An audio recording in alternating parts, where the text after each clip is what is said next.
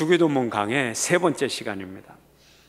예수님께서 제자들에게 기도하는 법을 가르치면서 첫 마디가 하늘에 계신 우리 아버지, 이렇게 하나님을 부르라고 하셨습니다. 아버지, 우리 아버지, 하늘에 계신 우리 아버지, 이렇게 부르라고 하셨죠. 옛날 유대인들은 온 우주를 3층 구조로 생각을 했습니다. 제일 먼저 가운데 층에 땅이 있습니다. 땅은 우리가 살아가는 땅입니다. 땅에 인간들이 살아가고 또 모든 피조물들이, 우주가 이 땅에 있어요. 그리고 지하 세계를 말합니다. 지하 세계는 죽음의 세력, 악령의 세력, 징벌, 심판의 자리.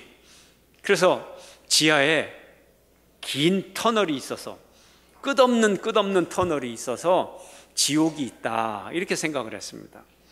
그래서 이 지옥을 번역하기를 무저갱이다, 바닥이 없는 끝없이 깊은 이 터널, 끝없이 그런 굴, 이렇게 생각을 했죠.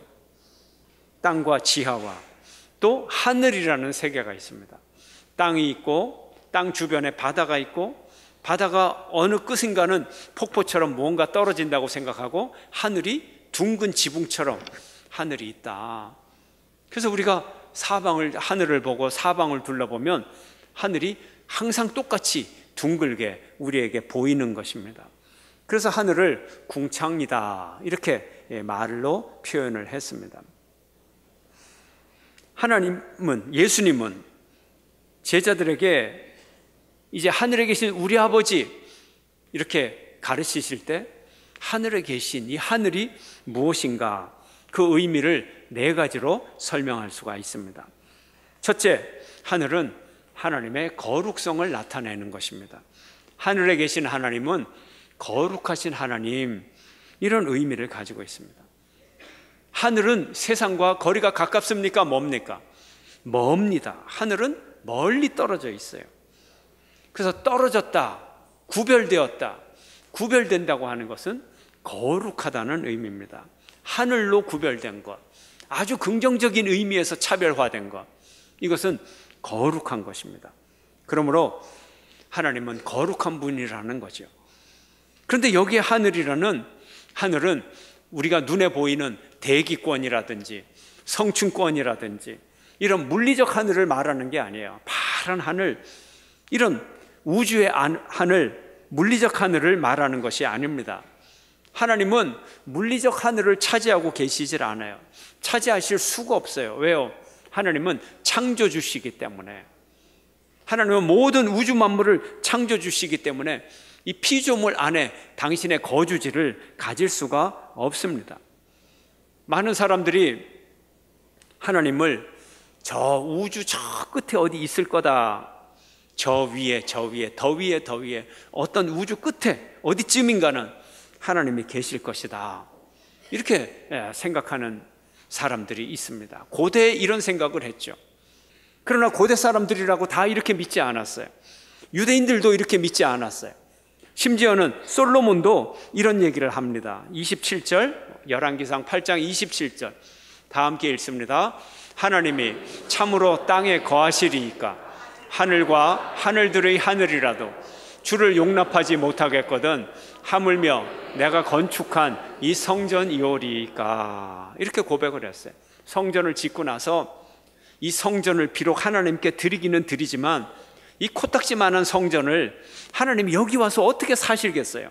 그냥 내가 예배 드리기 위해서 만든 거죠. 심지어 이 온 땅 가운데 하나님이 어떻게 오시겠어요? 심지어 하늘 위에 더 높은 하늘, 아무리 높은 하늘이라도 하나님이 어떻게 계실 수 있어요? 하나님은 창조주이신데 솔로몬도 알았어요. 하나님은 이 물리적 하늘에 들어오실 수가 없어요. 창조주기 때문에. 그런데 하늘에 계신 우리 아버지, 이렇게 부르라는 거예요. 하나님이 하늘에 계신다는 거예요. 이 하늘은 물리적 하늘이 아니에요. 거룩함을 상징하는 거예요. 이 물리적 하늘을 초월한, 물리적인 세계를 초월한 초월적 세계를 상징하는 거예요. 현세와는 무한한 간격을 가진 이상세계, 초월의 세계, 풍요와 생명과 기쁨과 우리의 동경과 우리의 희망과 이 모든 것을 담을 수 있는 이상세계, 바로 그곳에 계신 하나님, 이런 하늘의 의미를 가지고 있는 것입니다. 그러므로 하늘에 계신 하나님은 절대적인 하나님, 절대적으로 세상과 구별되는 하나님, 절대적 거룩성을 가지시는 하나님, 이런 의미를 가지고 있는 것입니다. 둘째로 하늘에 계신 아버지의 뜻은, 하늘의 뜻은 하나님의 능력을 의미합니다. 하나님의 능력이에요. 여러분, 이런 노래 있죠. 요즘은 아이들이 이런 노래 부르는지 모르겠어요. 뭐 고무줄도 하고, 옛날에 부르던 노래, 원숭이 거시기는 빨가면 사과는 이미지의 연결성이 있잖아요. 그죠? 하늘은 뭐예요? 하늘은 높아요. 높으면요, 좋아요, 나빠요? 좋아요. 많이 높아요. 그러면 많이 좋아요, 조금 좋아요? 많이 좋은 거예요. 또 높은 것은 뭐예요? 능력이 있어요, 없어요? 능력이 있어요. 그러므로 하나님이 하늘에 계시다고 하는 것은 지극히 선하고 지극히 능력이 있고 하나님의 전지전능하심과 하나님의 권능을 나타내고 계시는 것입니다. 그리고 하나님이 큰 능력으로 온 우주 만물을 높은 하늘에 계셔서 하늘의 모든 것을 다스리신다는 거예요. 그럼 자동으로 땅까지 다스릴 수가 있는 거예요. 시편 18편 13절 말씀 함께 읽습니다. 여호와께서 하늘에서 우레소리를 내시고 지존하시니가 음성을 내시며 우박과 숯불을 내리시도다. 하나님이 하늘과 땅의 모든 권세를 가지고 다스리고 계세요. 여러분, 하늘에서 벼락이 따다다닥 치고 온 천지가 우르릉 쾅쾅, 얼마나 무섭습니까? 여러분, 이거 누가 내리신다고요? 하나님이 내리시잖아요. 홍수, 모든 것을 쓸고 가요. 태풍, 모든 것이 날아가요. 지진, 모든 것이 흔들리고 넘어져요. 가뭄, 태양의 열, 사막에 한번 가보세요. 인간이 만든 건물도 인간이 사용하지 않고 관리를 안 하면 3, 4년만 지나면 그 집 다 무너져 버려요. 추위, 자연의 힘이 얼마나 무섭습니까? 하나님이 이걸 다스려요. 하늘의 하나님이 하늘의 질서를 가지고 이것을 다스리시는 거예요. 산들을 태우고 땅을 진동시켜요. 하늘에 계신 하나님, 무서운 하나님입니다. 능력 있는 하나님입니다. 그래서 이 초능력을 가지신 하나님, 시간과 공간을 초월하여서 하늘에 계시다고 하는 것은 무소부지하시다, 모든 곳에 계시다는 의미를 가지고 있는 것입니다. 모든 피조물 위에 계시는 하나님, 하늘에 계신 하나님은 절대적인 권능과 능력을 표현하는 하나님이신 것입니다. 세 번째로 하늘에 계신 하나님은 하나님의 임재하심을 가르칩니다. 하늘에 계신다 하는 뜻은 우리와 함께 계신다는 의미를 갖고 있어요. 이건 무슨 의미죠? 하늘은 우리와 멀리 떨어져서 절대적인 상징이기도 하지만은 하나님은 높고 높은 하늘에 고고하게, 혼자 거룩하게, 멋있게 그렇게 혼자 계시는 분이 아니에요. 왜요? 하늘에 계시다고 하는 것은 초월적인 존재라는 의미잖아요. 시간과 공간을 초월해서 계시기 때문에 하나님은 시간과 공간을 초월해서 언제든지 우리에게 오실 수 있는 분이에요. 그러므로 시간과 공간을 초월해서 거룩한 능력으로 권능을 가지신 그 하나님이 시간과 공간을 초월해서 언제든지 우리에게 오실 수 있다. 우리와 함께 하시는 하나님. 그래서 하나님은 무소부재의 하나님이신 것입니다. 예수님은 하나님이 모든 하늘에 다 계신다고 말씀하셨어요. 이 땅에도 계신다고 말씀하셨어요. 저 지옥에도 하나님은 계신다고 말씀하셨어요. 이게 예수님의 뜻입니다. 하나님은 가장 높은 하늘에만 계시는 하나님이 아니라 모든 하늘들에 계신다. 하나님은 모든 곳에 계신다. 여러 곳에 계신다. 이것이 이 주기도문의 우리 한국말 첫 단어가 하늘에 계신 우리 아버지 하나님, 하늘들에 계신 우리 아버지, 이런 의미를 가지고 있는 것입니다. 그러므로 하늘들에 계신 우리 아버지를 부를 때는 하늘이 당신의 가장 높은 곳에도 계시지만 하늘들 이 땅에 내려오신 하나님을 부르는 것입니다. 지금 이 기도는 누가 누구에게 가르칩니까? 예수님이 제자들에게 가르칩니다. 예수님이 누구십니까? 하나님의 아들입니다. 하나님의 아들은 본체가 하나님입니다. 이 땅에 인간의 육신을 입고 이 땅에 오셨습니다. 하늘의 영광 다 버리고 하나님이신 아들 예수님이 이 땅에 오셨습니다. 이 땅에도 하나님이 계십니다. 살아계신 하나님이 제자들에게 이 기도를 가르치고 있는 것이에요. 영적으로 그렇게 먼 곳, 존재론적으로 그렇게 먼 곳, 그 하늘이 하나님의 사랑의 하나님의 뜻으로 말미암아, 하나님의 사랑으로 말미암아 가까운 곳이 되었어요. 하나님이 계시는 곳이 되었어요. 예수님이 오셨어요. 하나님이 성령으로 오십니다. 우리 찬송가에 내 주 예수 계신 곳이 그 어디나 하늘나라, 이런 가사가 있잖아요. 하나님께서 거주하시는 그 하나님 나라는 저 하늘 수많은 별들 너머에, 명왕성 해왕성 너머에 계시는 그런 하나님이 아니고 우리 가운데 계시는 하나님이란 뜻이에요. 하나님은 우리에게 다가오셔서 우리의 삶 속에 함께 하시는 하나님입니다. 이 대구 땅에 함께 하시고 여러분의 가정에 함께 하시고 여러분의 회사에 함께 하시는 줄을 믿으시기를 축원합니다. 하나님은 창조된 모든 영역에 똑같이 가까이 계시는 거예요. 초월자이기 때문에. 그래서 우리가 하나님 안 계시는 곳을 찾을 수가 없어요. 여러분, 죄 지으려고 궁리하지 마세요. 실수로 죄를 지을 수는 있지만, 그러나 일부러 죄 지으려고 계획을 세워서 절대 그렇게 하지 마세요. 왜요? 하나님이 안 계시는 곳이 없으니까. 혹시 하나님의 눈을 피해서 뭐를 좀 해볼까? 오늘 이 성경을 읽으시기를 바랍니다. 시편 139편 8절 함께 읽습니다. 다 함께. 내가 하늘에 올라갈지라도 거기 계시며 스올에 내 자리를 펼지라도 거기 계시나이다. 요나가 하나님의 얼굴을 피해서 배를 타고 저 먼 도시에 가려고 했어요. 배를 타고 그것도 배 밑창에 숨어서 갔어요. 그러나 그 배 밑창에도 하나님이 계셨잖아요. 오늘 시편 139편은 말합니다. 내가 하늘에 올라갈지라도, 내가 천국에 갈지라도 하나님 거기 계시죠. 당연히 계시죠. 그리고 내가 지옥에 갈지라도, 스올에 내 자리를 펼지라도, 지옥 밑은 가장 아래층에 가장 구석지방 거기를 갈지라도 하나님은 거기 계시는 거예요. 그러면 하나님은 천국에 계시고 지옥에 계시고 가운데는 안 계시나요? 다 계신다는 뜻이죠. 천국 끝, 지옥 끝에도 계시는 하나님, 어디든 다 계시는 거예요. 왜요? 왜 그러나요? 하늘에 계신 우리 아버지이기 때문에. 하늘에 계신다는 것은 어디든지 계시는데 왜 어디든지 계시느냐?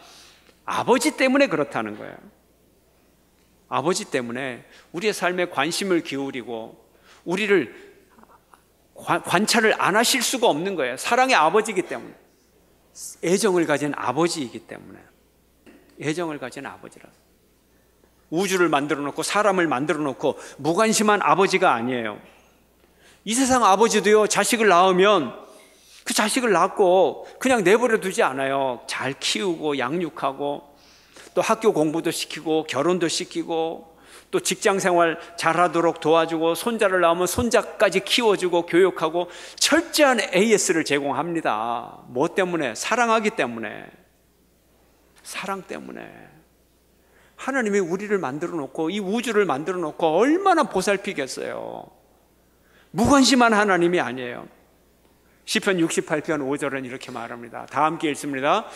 그 거룩한 처소에 계신 하나님은 고아의 아버지시며 과부의 재판장이시라. 특별히 모자라고 힘들고 어려운 처지에 있는 자녀들을 하나님은 더 사랑하시고 그들과 더 함께 하기를 원하는 거예요. 그러므로 하늘에 계신 우리 아버지는 저 멀리 고고하게 계신 하나님, 무관심한 하나님이 아니라 그 하늘이 바로 내가 사는 곳이 하늘이라는 거예요. 내가 살아가는 이 현실 가운데 임하는 하나님, 그렇게 하나님을 부르는 거예요. 사랑하는 성도 여러분, 하나님을 먼 데서 찾지 말고 오늘 우리가 살아가는 이 현실의 하늘 속에서 하나님을 만나는 여러분 되시기를 축원합니다. 네 번째로 하늘에 계신 하나님은 우리의 기도를 들으시는 하나님입니다. 솔로몬 왕이 성전을 건축하고 하나님 앞에 기도하면서 하나님, 우리가 하나님 앞에 드리는 기도를 하늘에서 들으시고 하늘에서 또 들으시고 응답하고 또 응답하여 주옵소서, 이렇게 기도를 했어요. 하늘에서 들어달라고 얘기를 했어요.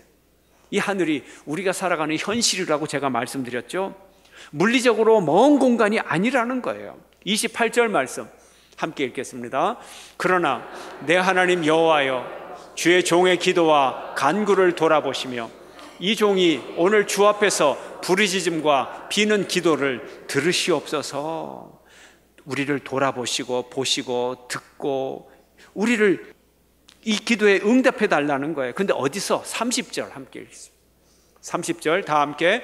주의 종과 주의 백성 이스라엘이 이곳을 향하여 기도할 때에 주는 그 간구함을 들으시되 주께서 계신 곳 하늘에서 들으시고 들으시사 사하여 주옵소서. 우리 기도를 꼭 들어주세요. 어디서 들으시고? 하늘에서 들으시고 그 초월적인 공간에서 들으시고 그리고 우리의 삶의 현장 가운데서 들으시고 응답하여 주옵소서. 즉시 응답하여 주옵소서. 하나님은 우리와 언제든지 소통이 가능한 그곳에 계세요. 이것이 하늘이에요. 하늘에서 우리를 돌보아 주십니다. 우리의 기도를 들으십니다. 이것이 중요해요. 이것이 중요해요. 인류 최초로 우주 공간을 날아갔던 사람은 구소련의 우주 비행사 유리 가가린이었습니다. 무신론자였던 그가 우주 공간에서 지구를 내려다보면서 이렇게 말했습니다. 하늘에 신은 없었다. 주변을 아주 열심히 둘러보았지만 주변에 신은 보이지 않았다. 이렇게 말을 했어요. 어디 신이 있냐? 하늘에 하나님이 계신다고? 내가 하늘 올라가 봤어. 없대. 이런 얘기예요. 이 사건에 큰 상처를 받은 나라는 우주 개발의 경쟁국이었던, 라이벌이었던 미국이 상처를 받았고요. 또 이 가가린의 발언으로 인해서 기독교인들이 큰 상처를 받았습니다. 얼마 후 미국의 우주선이 하늘로 올라갔어요. 우주 비행사 제임스 어윈은 달 표면에서 하나님의 존재를 느끼고 돌아와서 이렇게 고백을 했습니다. 달에서 만난 하나님은 그 존재가 너무 분명해서 눈에 보일 것 같았습니다. 저 멀리 지구가 존재하고 있다. 이처럼 무력하고 약한 존재가 우주 속에 살아가고 있다는 것, 이것이야말로 신의 은총이라는 사실을 아무런 설명 없이도 나는 느낄 수 있었다. 이만큼 아름답고 완벽한 것을 하나님 이외에는 누구도 만들 수 없다. 이렇게 고백을 했어요. 제임스 어윈은 우주에서 돌아오자마자 그가 다니던 나사라는 좋은 직장을 그만두고 전도사가 되었습니다. 그는 이제 자기 곁에 있는 하나님의 존재를 알게 되었습니다. 이것은 그가 다 표현하지 못한 놀라운 경험이었던 것입니다. 그는 또 이렇게 기도의 경험을 말합니다. 저는 달에서 하나님과 대화했습니다. 하나님께 기도할 때 하나님께서 직접적으로 답해준다는 경험을 가진 사람이 얼마나 있을까요? 저도 그런 경험을 해본 적이 없었습니다. 그러나 달에서는 달랐습니다. 기도를 하면 하나님이 직접 그 자리에서 대답을 해주셨습니다. 그것은 말로 표현하기 힘든 것이었지만 놀라운 하나님과의 커뮤니케이션을 저는 경험했고 하나님과의 개인적인 관계가 이루어졌습니다. 오죽했으면 하나님의 존재가 너무 분명해서 눈에 보일 것 같아 몇 번이나 뒤돌아보며 확인을 했을 정도였으니까요. 그렇습니다. 눈에 보이는 물리적인 우주에 하나님이 계시지는 않지만 우리의 살아있는 하늘, 삶의 현장의 하늘에는 하나님이 계십니다. 육신의 눈으로는 보이지 않지만 영혼의 눈으로 너무나 분명하게 하나님이 보였다는 것입니다.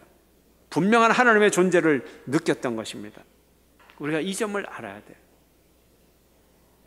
우리가 하나님께 기도해야 됩니다. 기도하라고 이 기도를 가르쳐 주시는 거예요. 우리 한국 사람의 무의식 속에는요, 이 지식에 대한 욕망이 굉장히 강합니다. 안다고 하는 것, 이것이 목적일 때가 많아요. 그리고 무언가 자격증, 또 뭐 무슨 타이틀, 직분, 이런 것에 대해서 굉장한 이 집착을 갖고 있어요. 거의 목표의식을 갖고 있어요.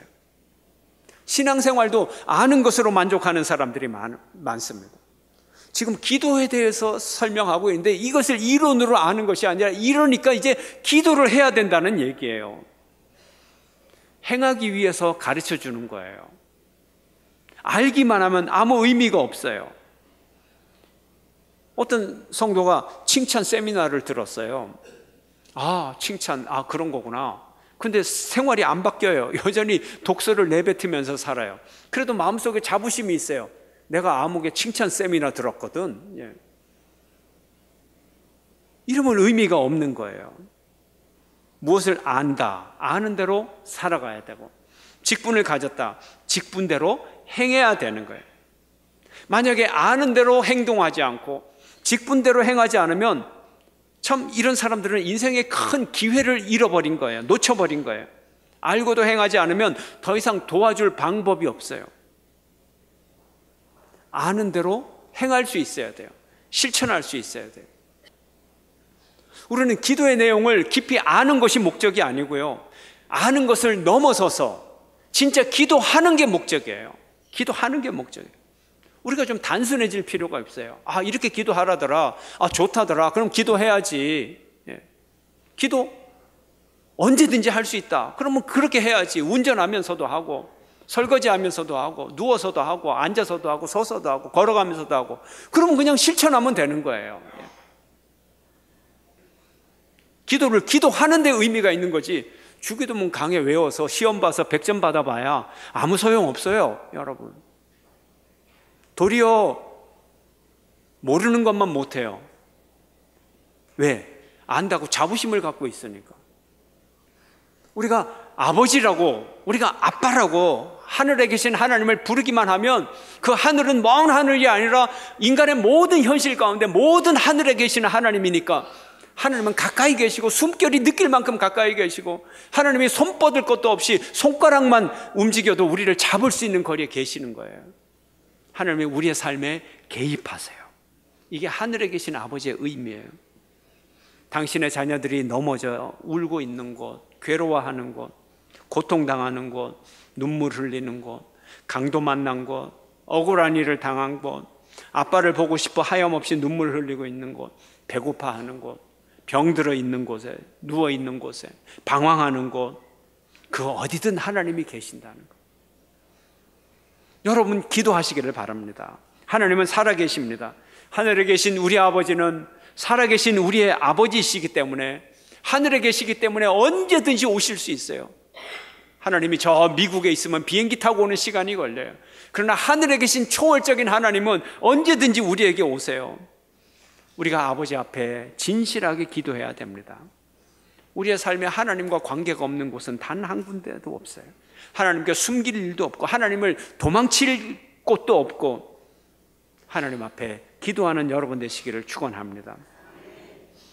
우리가 하늘에 계신 우리 아버지라고 부를 때 바로 내 머리 위에서 나를 항상 그대로 보시는 분, 내 숨결과 하나님의 숨결이 서로 만나는, 그렇게 가까이 계신 하나님, 그 하나님이 우리 기도를 응답해 주시는 것입니다. 여러분의 마음 한가운데, 여러분의 삶 한가운데 하나님은 계십니다. 그곳이 하늘입니다.